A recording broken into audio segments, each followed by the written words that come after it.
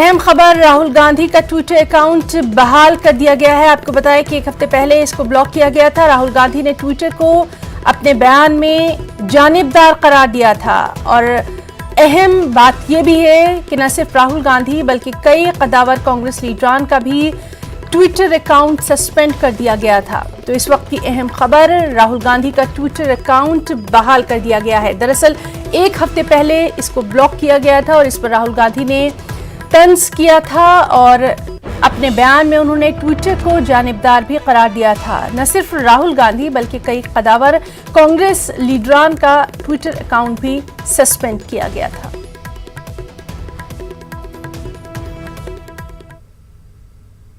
हमारे साथ मौजूद हैं हमारे नुमाइंदे शंकर आनंद। शंकर, बेहद अहम खबर, राहुल गांधी का ट्विटर अकाउंट जो है बहाल कर दिया गया है, तफसीलात।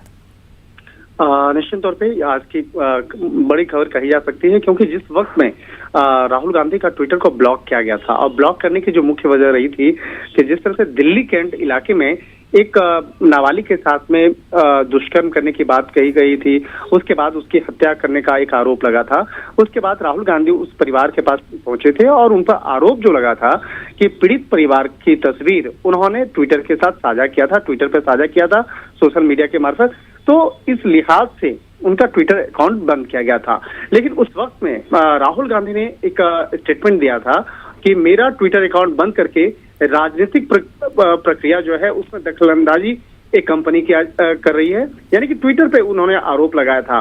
और उन्होंने ये भी कहा था कि एक जी, तो अब देखना अहम होगा कि उनका ट्विटर अकाउंट बहाल करने के बाद उनका क्या कुछ बयान या पहला ट्वीट क्या कुछ सामने आता है। बहुत बहुत शुक्रिया शंकर तमाम तर जानकारी के लिए।